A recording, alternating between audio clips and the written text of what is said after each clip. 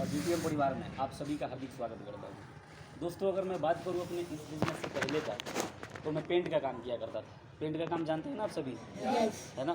Paint का काम करता था, बट अपने घर से आया था एक ड्रीम, एक सपना लेके आया था कि कुछ बड़ा करना है ना? इसलिए कि हम लोग एक मध्यवर्गीय परिवार से बिलोंग करते हैं, और मध्यवर्गीय परिवार में सबसे बड़ी चुनौती किसी चीज़ की होती है तो पैसे का होता है। यस या नो? कोई भी काम हमारा रुकता है पैसे के कारण रुकता है ना? तो इतनी तकलीफ़ें देखी हमने अपनी ज़िंदगी में, इसलिए कि मेरे पापा की अगर मैं बात करूँ तो लगभग 40 साल इंडिया जूट मिल में उन्होंने जॉब किया था। इंडिया जूट मिल के बारे में जाना है, आप सुना है आप लोगों ने? कोलकाता में कॉटन मिल हुआ करता था, इंडिया जूट मिल, जहाँ पे जूट बनता था। जूट का नाम सुना है आप सभी ने? सुना है ना? चड्डी बना करता था, जो गांव में भैंसों को और बैलों के ऊपर ठंड के दिन में उसको क्या करवाया जाता था, और चीनी खास करके उसके अंदर आता था। चीनी है ना?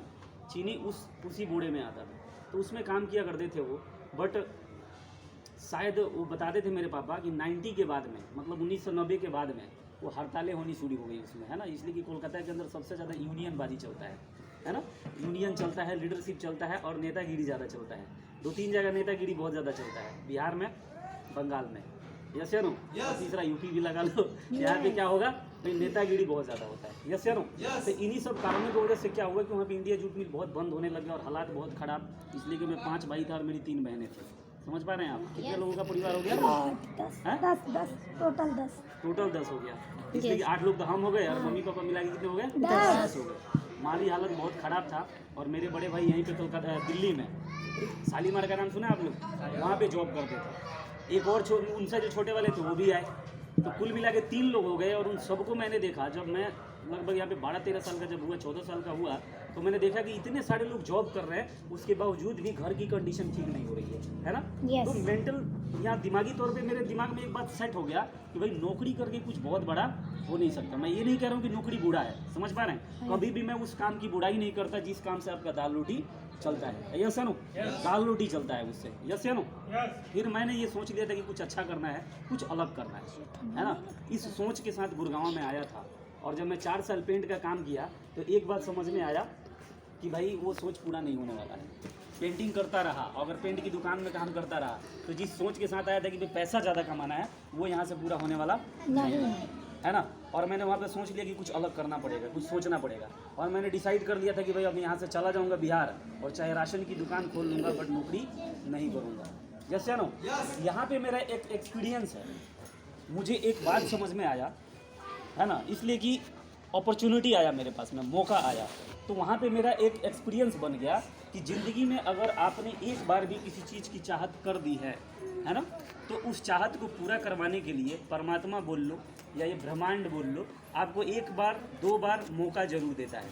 इधर ध्यान दीजिए आप लोग, उधर आने वाले आ ही जाएंगे, है ना? और रुकने वाले तो है नहीं, कोई बैरियर तो लगा नहीं है उधर। यस? तो बात को आगे बढ़ाएं? हैं आप सभी साथ में?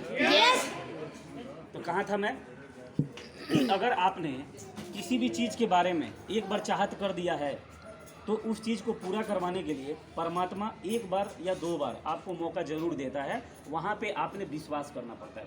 इसलिए मौका के साथ में, अपॉर्चुनिटी के साथ में एक समस्या आता है कि वो अपने साथ डाउट लेके आता है। मौका तो आएगा आपके पास में, समझ पा रहे हैं आप, लेकिन उसके साथ जानते हैं क्या आएगा? डाउट आएगा, और वो डाउट आपको भरोसा नहीं करने देगा। इसलिए कि मनोविज्ञान ये कहता है, मनोविज्ञान के बारे में जानते हैं आप सभी? यानी कि इंसानी दिमाग के ऊपर जब रिसर्च हुआ, तो मनोविज्ञान ये कहता है कि इंसानी दिमाग का संरचना ही ऐसा हुआ है कि किसी भी नई चीज़ पे वो सबसे पहले क्या करता है? डाउट करता है। यस या नो?